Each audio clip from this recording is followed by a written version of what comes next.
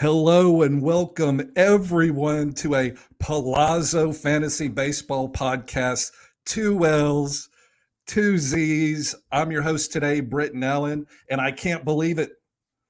It's unbelievable. I've got a very special guest today, the executive producer and co-host of the wildly successful fantasy baseball podcast called Rates and Barrels. You may have heard of it. I don't know. Eno Saris and my guest, Derek VanRiper, go and podcast every day about all things baseball and fantasy baseball. If for some reason you haven't heard it, please go check it out. But thank you so much for being here, Derek. How are you doing, man? Doing great, Britton. Thanks for having me on. Oh, man, I met you and I had the pleasure of meeting you in Arizona. I went to First Pitch, Arizona last year, and you were kind enough to come to our Pallazzo podcast recording on a Saturday night, I believe. It was rather controversial, as I recall. Lots of debauched behavior going, not by you. I want to make that clear. It was otherwise debauched, and I won't name names, Justin Mason, but we had a great time on the whole, and we got out of there apparently unscathed. But you were really nice because after the podcast was over, you came up and you had so many kind things, nice, complimentary things to say about us in the podcast. It really made an impression because I was like, this is a gentleman. Like, this is a true Midwesterner who believes in like respectfulness and kindness to everyone he meets. Or does he? Because, ladies and gentlemen, here on the Pallazzo podcast, we believe and always telling the truth, unless we're lying, which we typically are. But other than that, we always tell the truth. And I have come to find out there is a secret life of Derek VanRiper, shall we say, secret as in dark and scandalous secrets. Much like the book Heart of Darkness, every man has the light in the dark, the Anakin, the Darth Vader, and unfortunately, our good friend DVR is no different. But unlike Heart of Darkness, which takes place in the African Congo, DVR's story takes place on a cool, crisp autumn afternoon in Mesa, Arizona. Our story begins with a young baseball fan, a 6-year-old boy with glasses, a used baseball cap and a used baseball glove, 2 sizes too big because they were hand-me-downs, all his family could afford. But the little boy's dream was to go to an Arizona Fall League game, watch his favorite superstar prospects, and perhaps, just perhaps, catch a foul ball and keep it as a souvenir that he would treasure for the rest of his life. And as luck would have it, a foul ball was indeed hit to his section. And with joy in his heart, he raced to the spot where it landed. But as our young hero ran, he noticed in the corner of his eye, someone else was running for the ball. In fact, a full-grown man, foaming at the mouth, with burning red eyes and an angry glare. It was a close race to the foul ball. And just when our 6-year-old hero reaches to grab his little teeny hand to the ball, he was body checked to the ground. Glasses flew off, hat and gloves straight up in the cool blue sky. And our hero laid on the ground. Meanwhile, this crazed jackal of a man picks up the ball, yells, "Victory!" steps over the boy as he walks away. And my question to you, Mr. Derek VanRiper, who was that man? Well, that's what everybody else saw. Your description of the account of events seems to align with every other person who's a witness to the incident, including there was a vendor selling Arizona Fall League merchandise down on the concourse. And I thought at the time that she was the only witness of the event, but she gave me the look of death. She gave me the look of, you're a grown man, that's a kid, why do you have the ball? Because all she saw was me slowly running into frame and this kid running much faster than me, trying to catch up to me and being a step short of getting a Bryce Harper foul ball. It's just fun, right? And the fall league's amazing. It's the opportunity. If you've been to 20 games in your life and you've never gotten a foul ball, or 100 games, no matter how many games you've been to, if you've never gotten a foul ball, go to the fall league. There's a very good chance you will get a foul ball. Unfortunately, Bryce Harper will never hit a foul ball in the Arizona Fall League again. I think we can say that with a lot of confidence. So I have one of the very few. It's one of my most prized possessions.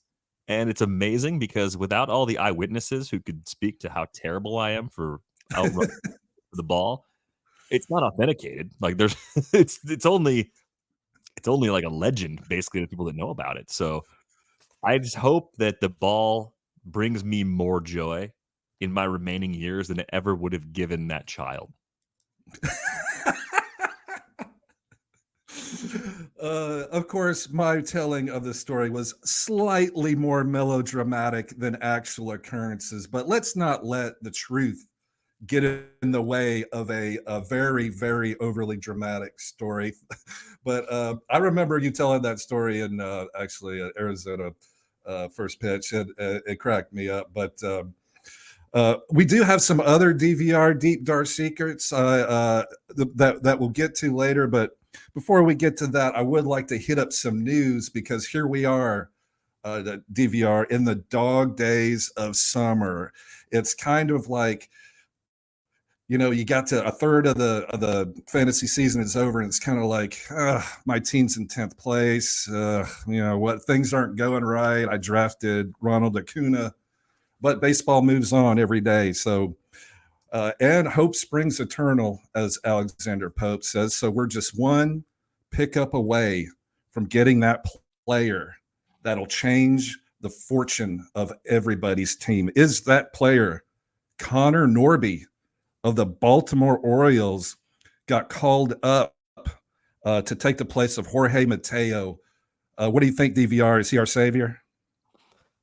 I don't think so. I've played the game long enough, though, where there have been some very unexpected developments. There have been players who've come up in the first half of the season with pretty limited fanfare, guys who were prospects, but not necessarily elite of the elite prospects. And they've found a way to carve out an everyday role and be early round picks, right? I mean, I think Matt McClain this time last year around his call up, we didn't necessarily have expectations that Matt McClain was going to be as good as he was, right? So I think if you set the ceiling at a place like that and say, we know he has to do this quickly, Connor Norby has to perform at a level quickly to show the Orioles that he is a better option than more than one player, right? The Mateo injury opened the door, but he's got to hold off Jackson Holiday.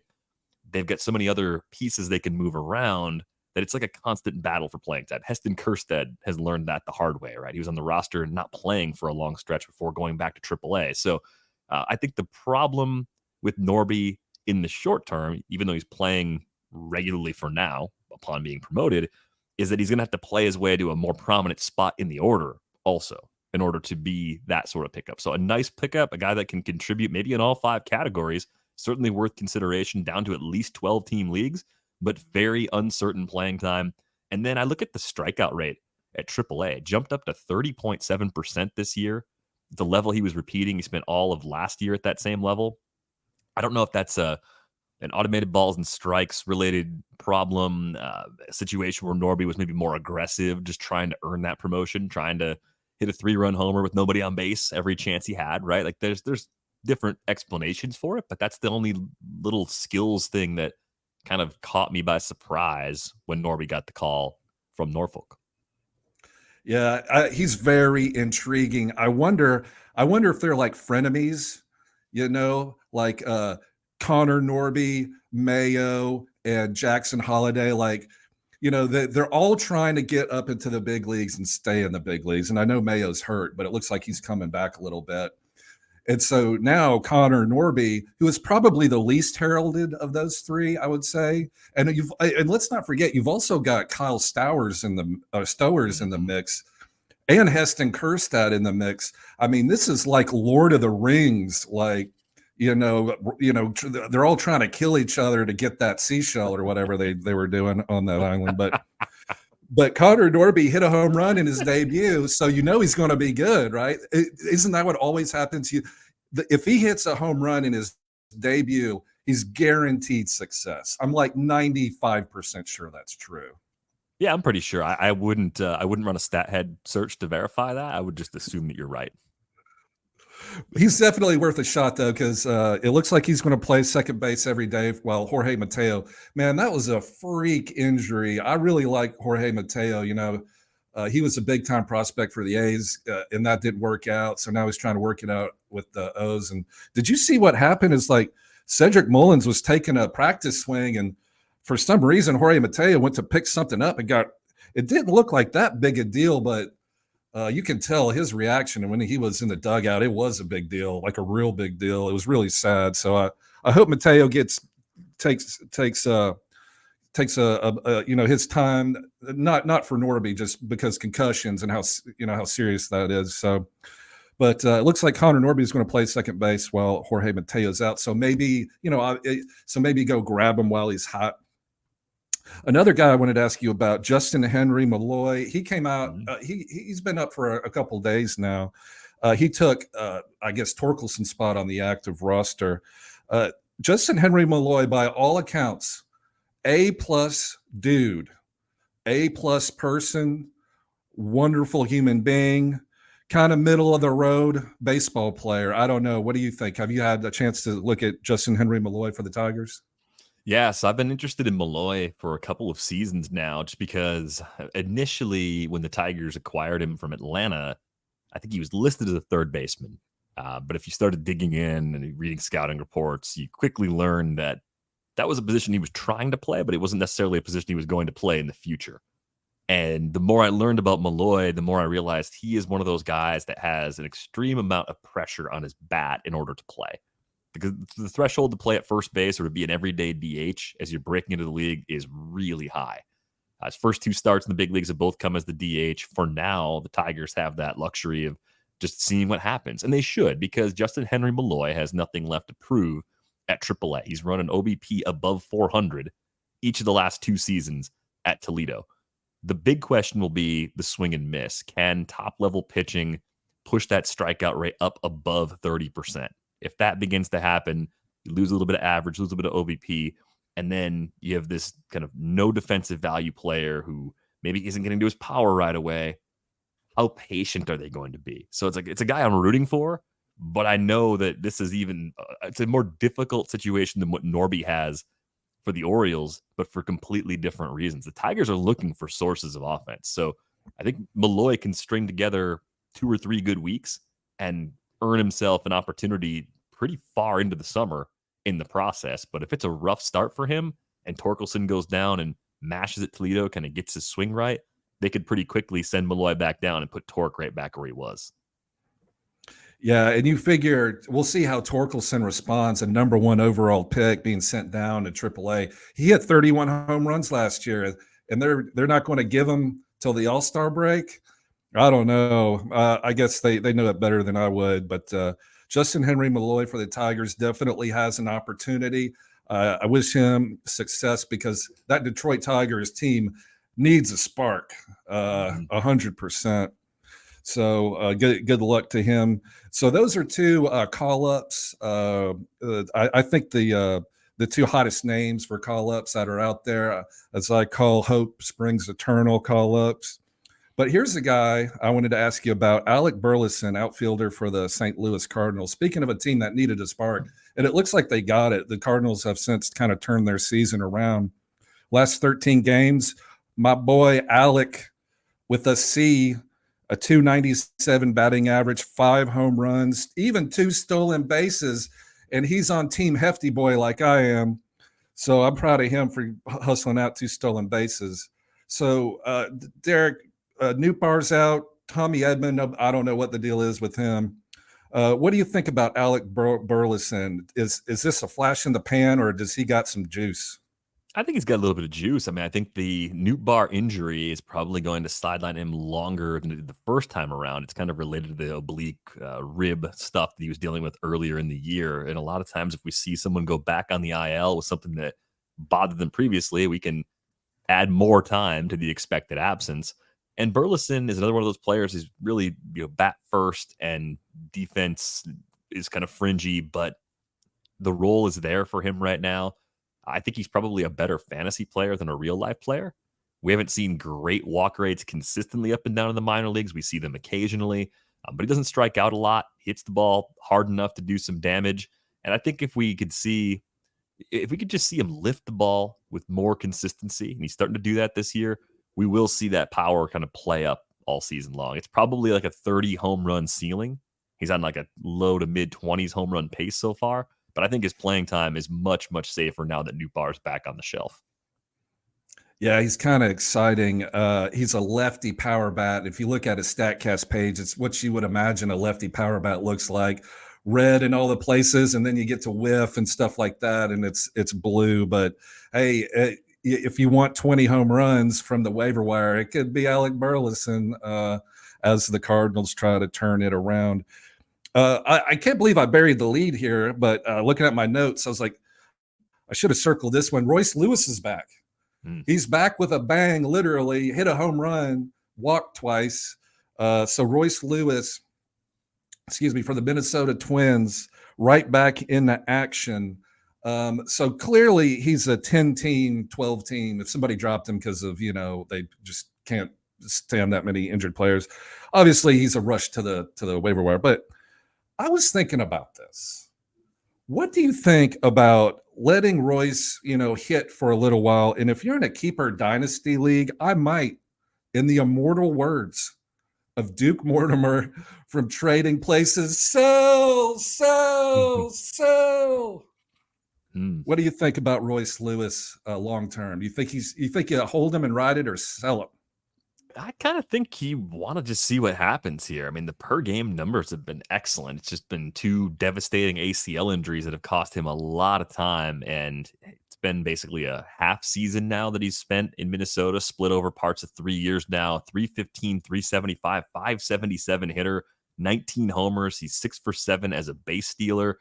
They may be careful with him in Minnesota as far as not having him take off as much as he could. I mean, 2 ACL tears. Why risk it, right? Some of the concerns we're probably going to have about Ronald Acuna Jr. once he's back eventually too. Is he going to run as much as he did off of 1 ACL tear? It's a really big question to sort of figure out. I think many people have a health grade F on Royce Lewis, and when players have that because of devastating injuries, you don't usually get fair value in trades in long-term leagues. And I think you can maybe lean into the fact that you'll get more a year or 2 from now if you're right than you will right now or a month or so from now if he continues to do what he's done on a per game basis up to this point. But really exciting player to have back, and I think that changes the AL Central race a lot, having Lewis in the heart of that Minnesota lineup. Yeah, I love Royce Lewis. He's so cool. I mean, his name is Royce. They named a luxury British car line manufacturing after this man. That's how cool he is, and he's super talented. He just can't stay healthy, which that's unfortunate. But I wanted to ask you. I wanted to switch over to a couple pitchers, because one guy that I really like is, and this is nothing new, but Cade Povich is one of the Baltimore Orioles pitching prospects, and they've got another guy named Chase McDermott. And so as Dean Kramer and some other players, John Means, have been put on the IL. They've been putting Irvin in the starting rotation, and then I believe Albert Suarez may be their number 5. But I read a report today that Cade Povich, who's a 5-pitch mix guy, had good results in the minors, was put on the Orioles taxi squad. Do you know what that means? Yeah, I think it's a small group of traveling players that are available, but they're not necessarily like officially on the roster. I think that's how it works at this point. Usually, it's around double headers, though, if I'm not mistaken. I don't think it's something you just do unless you've got the extra game and you need that flexibility. But they don't have a double header on the calendar this week, so I'm guessing it's because Kyle Bradish is going to move back from Thursday to Friday, and I don't know, just a way of designated that he's like ready to be there ahead of time, which is really strange. We didn't used to have this. You used to just find out that he's there or he's not. The reporters would show up in the clubhouse. There'd be a nameplate over the locker for a player that wasn't there the day before, and they'd get on their phones and tweet it out and say, Cade Povich has a locker here. And everybody would say, great, Cade Povich is up. I think he's pitching Thursday based on everything they're saying right now. And I think it's interesting because, by stuff, by like arsenal, like it is more of a depth repertoire than this guy has a nasty slider or a nasty fastball. And I think pitchers like this can be a little underrated sometimes. It's like command with 4 or 5 pitches. That seems like it works pretty well. It might not be the profile of someone we're drafting as a top 100 pick someday, but in a league where we're desperate for pitching, we're putting this guy in a good park with all the changes they made in Baltimore on a team that scores a lot of runs and it has a decent bullpen. Like that's kind of everything you're looking for in a decent pickup. So even compared to some of the bats we talked about earlier, I kind of like Povich as a relatively inexpensive waiver pickup because they have a need there with the John Means setback and subsequent Tommy John surgery. And it's just been a rough little stretch for injury news for this Orioles rotation. Yeah, I dream on it. I dream on Cade Povich. I have Kyle Bradish 2023 dreams. Nobody knew who Kyle Bradish was last year at this time. He came up and dominated. So hopefully Cade Povich can be that guy. So he's on the taxi squad. So I kind of think two things when I read that. I was like, well, I wonder, because they're not on the active roster, so they're not allowed to come in the clubhouse. So they literally get like a limo and like drive it around the stadium, like at the very end of Michael Clayton. And they just keep driving around and it's just waiting for somebody to get hurt. And then if nobody gets hurt, then they just say, okay, never mind, guys, we'll see you tomorrow. Kind of like a callback, like you're an actor and you're trying to get a callback or something. So, but yeah, he definitely is legit. So Cade Povich is a good stash, I think, because I want any player on the Orioles, really, pitcher or hitter. Good player development. Yeah. Oh yeah. So that's Mike Elias, right? Wasn't he from the Houston organization? Yeah, they got a couple other people from that front office too. And you think about some of the pop-up guys we've seen over the years that they weren't highly coveted prospect. Maybe they were fringe top 100 guys. Like the Astros did well in that regard. And I think the Orioles have really been kind of showing us in these last couple of seasons they have that organizational ability too. They're so stacked. Being an Orioles fan right now is exciting and so much fun.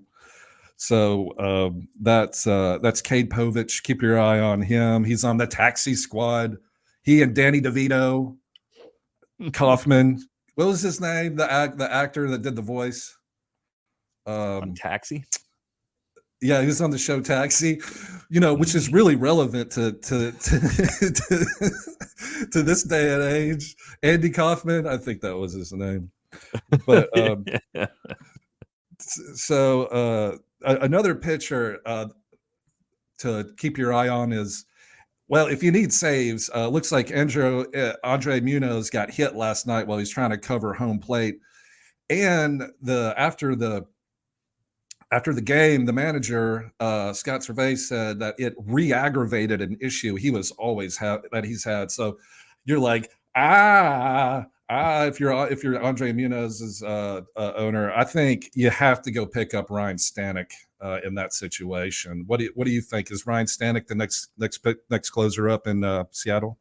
Yeah, they've kind of used him as that other source of saves a little bit. The good thing with Stanek is he's got a career low walk rate right now. And even last season, I think that was the previous career low compared to double-digit walk rates he had throughout his time in the big leagues before that. So I think he's more of like a third or fourth tier closer, so long as he has the job, because he's not a 35, 40% strikeout rate guy, right? He's not elite in that regard, but opportunity is everything. And if you look at the standings in rotisserie leagues right now, saves are generally bunched up a lot near the middle. So even a handful of saves could make a pretty big difference. Oh, that's always true, because Edwin Diaz went out. Josh Hader isn't really banging out the saves much anymore. So unless you have like Clase or something like that, you could always use a backup. And also kind of like playing keep away from other managers that need saves. Like, go pick him up. Like, they don't get to have saves. I want all the saves. So Ryne Stanek, and that's Ryan Ryne. So he's good. Like the Cubs player, Ryan Sandberg. That's it. Anyone named Ryan that spells it Ryne is bound to be talented. So I would go pick up Ryne Stanek for Seattle. Speaking of Seattle, if we can recheck in to the secret life of DVR, Derek VanRiper, more secrets. Clouded in mystery his future is. Mr. VanRiper has had a long-standing, heated, passionate love affair with this player, Victor Robles. A deep, dark secret from Mr. DVR's past, who has resurfaced like an old girlfriend following you on Facebook, DMs you at 1 a.m. Hey, thinking about you. That's what happened to DVR. That's what happened to DVR when Victor Robles got picked up by the Seattle Mariners. So DVR, what say you? Are we back? Are we back in love? Are we rekindling the Victor Robles flames? So I'm at the point now where it's kind of like never Victor Robles. I learned my lesson coming out of 2019. That was the year he had the 17 homers, 28 steals. He was 22. It looked like he was going to be a multi-category star, right? He's going to be maybe a Starling Marte type fantasy player for the next 8 to 10 years. Didn't happen. And it was so convincing in 2019, which you remember the baseball was a little juiced that year. I think that season made Victor Robles believe he was more of a power hitter than he actually is, and nothing's really gone right for him since. And I think if he was the kind of guy that just made good swing decisions, occasionally ran into a homer, and just tried to get on base, kind of spray the ball over the field, come up with like a 270, 280 average, come up with a nice OBP, play great defense in center field, he'd be great, like in his own way. And in this environment where stolen bases are basically free, maybe he'd be a 40 to 50 steals player. Like, that's also possible. But I've seen so much bad contact and so many bunts. He doesn't want to swing the bat, Britton. Like, of all the things you could do with a bat, bunting is like the least interesting thing.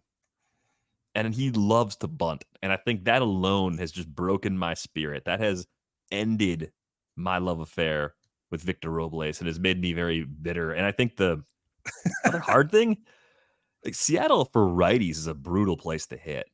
Teoscar Hernandez talked about it after his year there. Like, there's something with the batter's eye. The outfield wall in center field there is at a slight angle. So there's like a depth perception issue, I guess, trying to pick up the ball. And we've seen a lot of right-handed hitters over the years struggle in that ballpark. It's tough for power too, but I don't know. I think of all the places he could have gone and maybe got that flame burning again, sending me that 1 a.m. text, Seattle wasn't it, right? It was going to be like the Dodgers. The Dodgers need some help in the outfield right now. They have fixed hitters with less foundational skills than Victor Robles. So I'm happy he's getting another opportunity, but I'm not chasing Victor Robles everywhere. Yeah, Victor Robles had so much potential, power, speed, but now he goes to a place that literally saps all that potential. It's Seattle. It's a tough place to hit. But on the flip side, he is one Dominic Canzone injury away from probably full-time outfield, plate appearances. And if you need steals, you may want to keep an eye on Victor Robles. Those old flames die hard, DVR. Those first loves. Sheryl Crow wrote a song about it. The first cut is the deepest.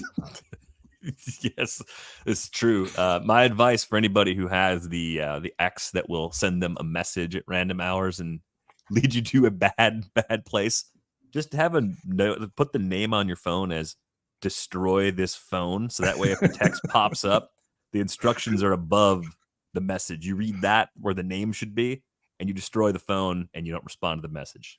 You got Save right. yourself. you got to text back who dis, and that just cut it off. Just Cut it's them over. off. Yeah, Cut them off. It's over. All right, thank you, DVR. That's the last deep dark secret that we're going to expose. I don't believe you on the show today. Thank you for being a good sport. So the last topic I wanted to talk to you about is, so now is the perfect time to pick up those buy low players, 10 team, especially in 10 team, 12 team when they're decent players on the waiver wire. I love 12 team because I like it.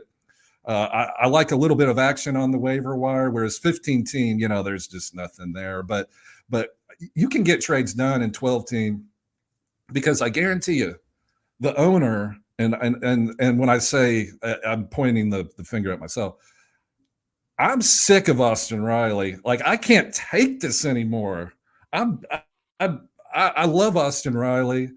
I drafted him thinking he's going to bat second or third for the Braves. He had a great year last year. He's like 26, 27. This is the year. And I don't know if it's injuries. I know he's back from the IL, but oh man, he's got like Ceddanne Raphael has 7 home runs and Austin Riley's got 3. Like, I can't do it anymore. But I also know he's going to bounce back, as all the Braves are eventually. But what do you think? Is Austin Riley a buy low, or do you see something there that's just like, yeah, just drop him and go get Ryan Mountcastle or something? What do you think?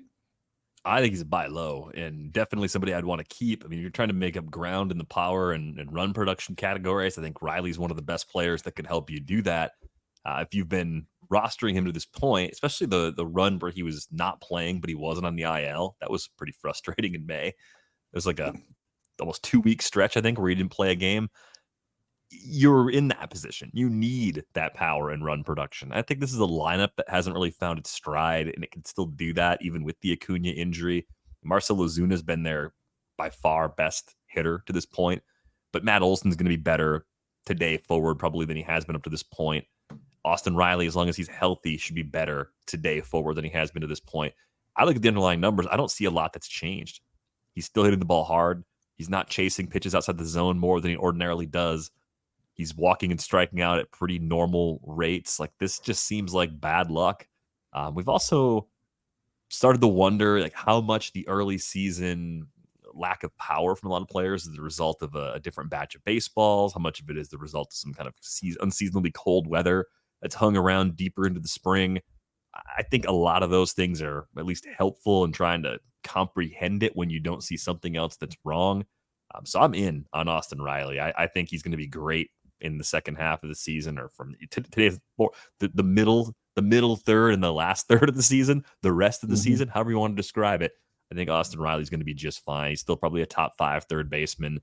And I think you're right, though. We're at the point in the year people are frustrated enough to actually make a trade. End of April, early May, that's not necessarily the case. They still kind of have that attachment to the players they drafted. But now I think your confidence can be shaken a little bit more because you see 50, 55, 60 games, and that's a pretty decent sample to draw some conclusions. And unfortunately, some people are going to draw the wrong conclusion, I think, about Riley. Yeah, it's going to be one of those deals where it's gut check time with Austin Riley, and everything screams, get me out of this. The Braves are all wrong. Acuna's out.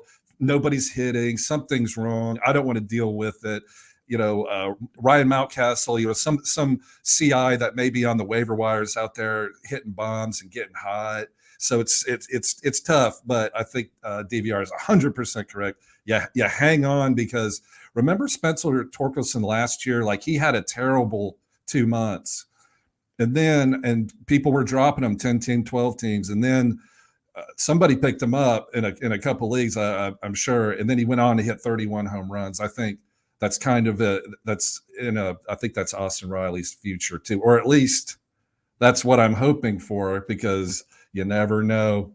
It could just be a down year, but I'd hang on to Austin Riley for the Braves. But what's starting to become a down year every year, except one, is Vladimir Guerrero Jr. for the Toronto Blue Jays. Remember when he came up and it was all blatakata, like this guy is going to change the world. And then the Toronto Blue Jays had that one great season where they played some of their games at Dunedin and some in Buffalo. Like, I don't remember. I think he hit 41 home runs that year.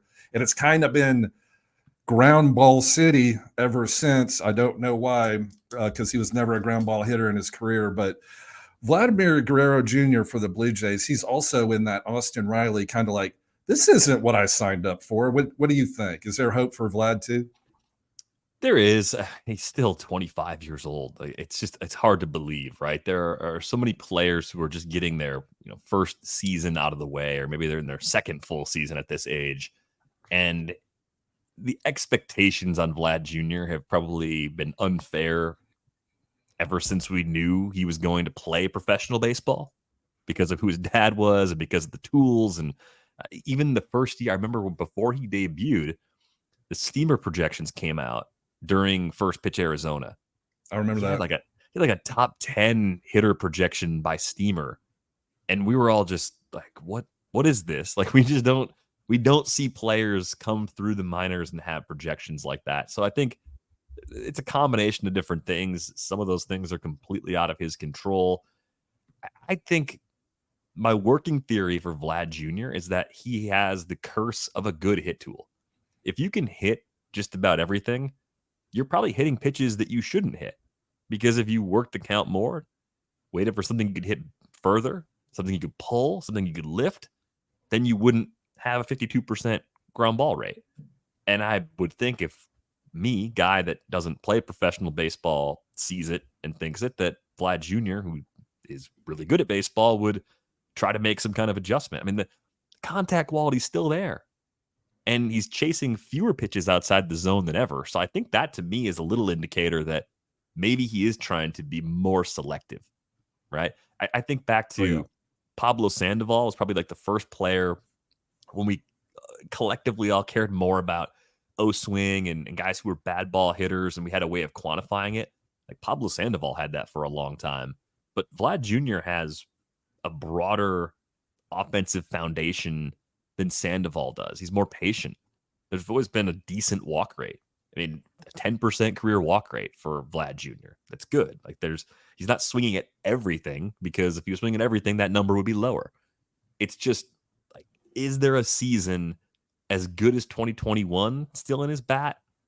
That's the part that I wrestle with the most. I think if you set your expectations to 2022's power as a 32 home run season instead of 48 homers, and you put a good average next to it and nice run production, that's a really good player. It's not a first round fantasy talent, but it's a guy you'd like to have on your team year in and year out. I think that's probably where the ceiling needs to be for Vlad Jr.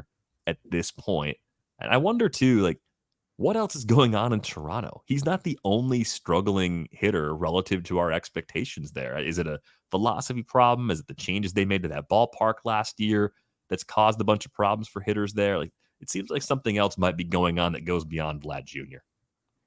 Yeah, maybe it's a clubhouse thing. I think it's the manager's fault. Schneider, that dude is bad vibes, like embodied in a human being. Like, just everything about him.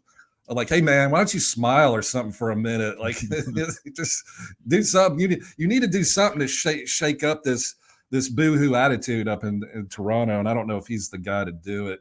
But yeah, Bo Bichette too. That's another name I was going to bring up.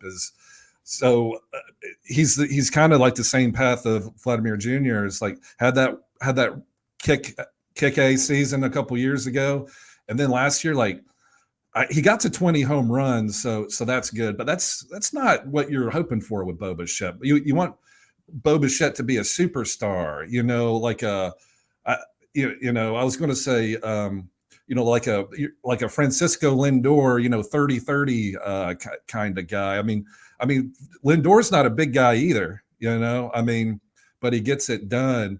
I was always it's weird. It's like I wanted Vladimir Guerrero to kind of be like Devers, like a 30-plus home run RBI machine, and then you've got Bichette hitting second, like a Lindor, prime Lindor, or Marcus Semien or something, and it's just not happening. And when you watch him play, you don't get those vibes anymore. But Bo Bichette's a little bit different because he's always had the hit tool. But it's another tough season, and I know he's young, but if you drafted him in redraft, oh man, I don't know. Davis Schneider is having a better season. I know that's crazy talk, but what do you see with Bo Bichette? Is he buy low? Less so than Vlad for me. I think there's a couple things about Bo Bichette that are weird. So I mentioned the curse of a good hit tool. I think Bo Bichette pairs that with less strike zone judgment than Vlad. So it's even more detrimental to his power output. I mean, look at the O-swing percentages from Bo Bichette. He's always been this way. Even when he's been good, it's going to be in the 40% range, and that runs high. Players like that tend to be really volatile. They can run extremely hot. They can run extremely cold. I think we're in kind of a prolonged cold stretch right now for Bo Bichette. A lot of what he does is drive the ball to the opposite field. We've learned in recent years that opposite field barrels are not nearly as valuable as pulled barrels. So I think that also is another thing that kind of keeps that power more in check. And the other part of his game that just irritates me, how does he only have 9 stolen bases since the start of last season? We're talking about 192 games. He's 9 for 13 as a base stealer. I know at the time when he broke in, he went 25 for 26 with that massive 2021 season. People said, that's weird. He's not that fast.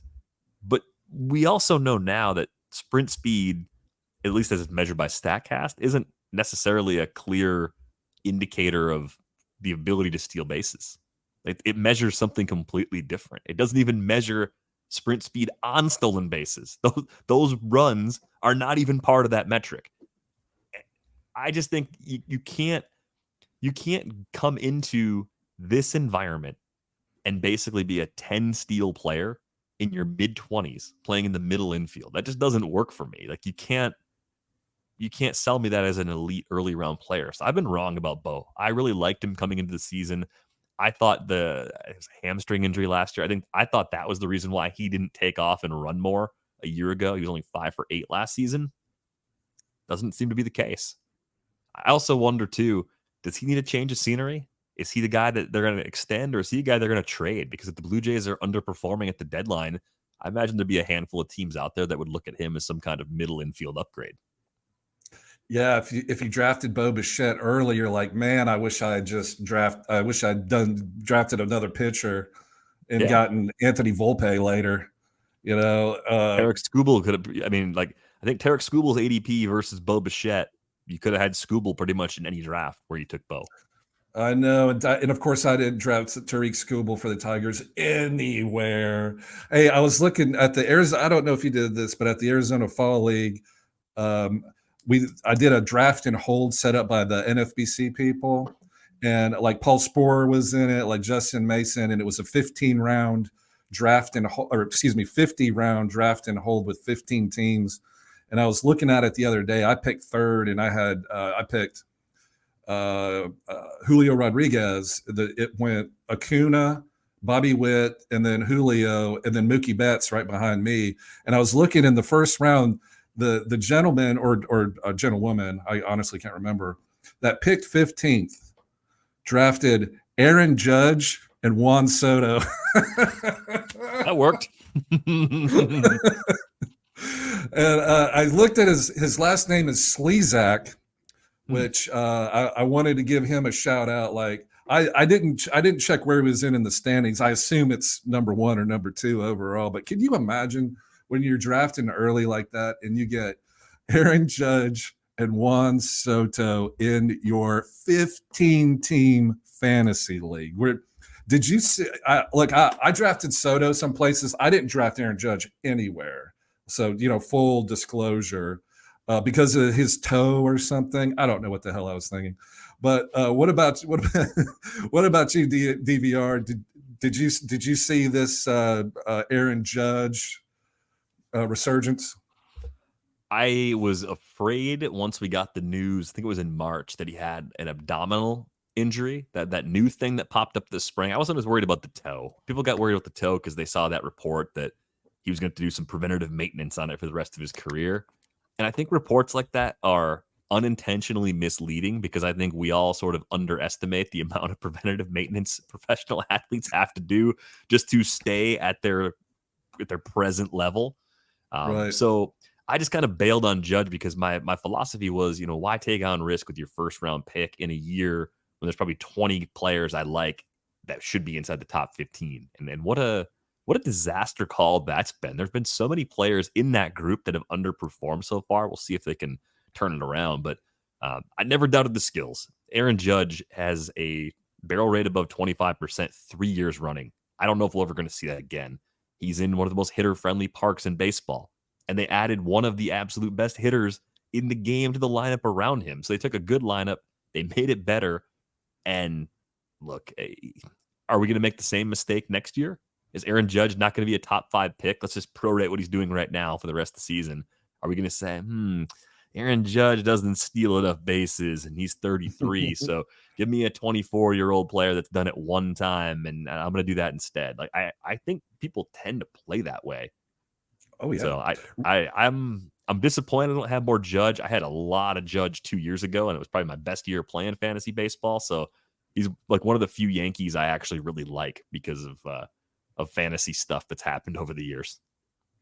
Speaking of Yankees, Gerrit Cole looks like he's did he have a rehab start yesterday or the day before? I could have sworn I saw him walking angrily out of a AAA tunnel or something with his very serious pregame face. But Gerrit Cole, the ace of the Yankees, wow. So if they get him back soon, if you're in a 10-team league, he may be out on the waiver wire. When's a good time to nab Gerrit Cole? Yeah, I mean, now would be the time if you're in a league where he was cut. It seems like maybe a full rehab assignment is on the table, but he went 3 1/3. It was AA for that first turn out there, 3 1/3 scoreless, missed a ton of bats, didn't walk anybody. I mean, like, what else could you want? I think Gerrit Cole can still be a top 5 starting pitcher. I actually have a league where it was an auction. I spent a ton on Strider. I think in the first 3 minutes, I spent money on Strider, Tatis, and Hader. I was like, I'm getting Ks, I'm getting saves, and I'm getting a multi-category bat that I think is going to be awesome. And then I had to sit for an hour before I got any more players because I had spent half my budget. I got Gerrit Cole for I think $8 or $9 because there was a lot of uncertainty in March about the extent of his arm injury. They were kind of vague about the diagnosis at first. We didn't know if it was going to turn into like a Tommy John situation. Fortunately, everything seems to be more like nerve related and it seems to have healed up pretty well. But having kind of Gerrit Cole in your back pocket on a team where you lost Strider gives me some hope. It's all about having hope, Britton. That's better than anything I'm going to find on the waiver wire. I mean, if I gave you an opportunity to place a legal wager with me, I'm not an odds maker, but let's just a friendly wager. Who's going to be better? From the time he returns, is Gerrit Cole going to be more valuable than every single pitcher that comes off the waiver wire? Or will any one pitcher out-earn him in 5x5? You got to figure Gerrit Cole because when he comes back, he's going to be fired up and ready to go because look what he's on his team. Now, it's my belief that starting pitchers are the least rah-rah team guys on a Major League Baseball team. They're focused on what they're doing, not really anything else. But it'd be hard not to get rah-rah, especially if you're a veteran like Cole. But it would hard not to get pumped up every start when you look down that lineup sheet and you see Juan Soto and Volpe and Aaron Judge. And then you got the veterans, and I know this isn't a Yankees podcast, but it is kind of exciting. I'm just a regular baseball fan. I don't have a particular team I root for or anything, but it is always fun, I think, to have the Yankees, the big bad Yankees, coming around with Gerrit Cole on there. And it's always nice too when they make the playoffs and get eliminated. You're right. You just want them to get there so you can watch them lose. Like, that's the main thing. Yeah, you want to see kind of like we saw a few years ago. You want to see a guy like Mike Brasso homer off of it was the Aroldis Chapman. I think was the exact homer. Rays Yankees. You want the underdog scenario to play out, and for Yankees fans to have to extend their streak of futility for one more year. In futility, I mean, they won in 2009, right? Like, that's not that long ago. I root for a team that's never won a World Series, so I don't feel bad for Yankees fans. But I agree with you. I mean, I think when the Yankees are good, especially, it gives you something to root for. They're fun players that you want to watch because they're just great players, or you've got the enemy that everyone can root against outside of New York. I remember that Mike Brasso at bat when Chapman threw at his head, literally threw at his head, and Brasso just and then knocked the next one out. Now that's a moment to stick with you, Mike Brasso. Like, I don't know what happened the rest of your career, but that's called one shining moment right there. But just one more quick thing, DVR, and we'll get out of here. It's coming up on an hour. But so you mentioned your team, the Brewers. Super, super exciting. Willy Adames has turned all that potential into actual stardom and success. Do you have any inside information for the listeners regarding the Milwaukee Brewers? And I know Rhys Hoskins recently came back, got the weirdest, biggest standing ovation of any player in Philadelphia history. I was like, I knew he played there, but I mean, was it that big a deal? I don't know. Maybe you know something about that.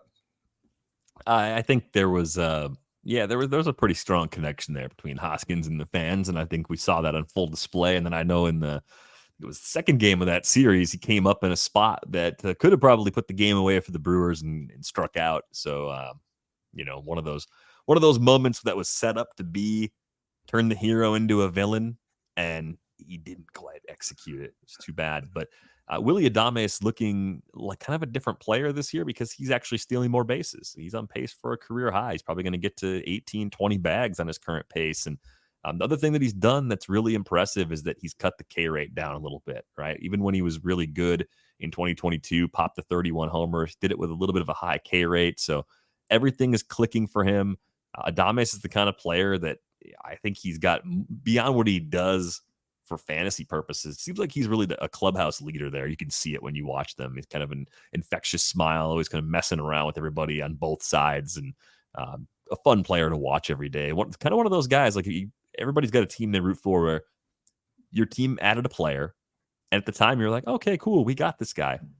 And then you realize later how impactful that was. I think Adames was like that. They needed a shortstop when they traded for him, but I don't think anybody expected him to be quite this good and quite this important to the franchise in a stretch where they continue to have a lot of success. One of the biggest sleeper surprises is Willy Adames, man. He's really taken that team and taken it forward. But also one of the best catcher hitters is Contreras, and also the Tommy Pham stopper. But I mean, you have to have no fear if you deal with Tommy Pham. No, I mean, even his post-game press conference, I was like, I'm this guy's about to blow.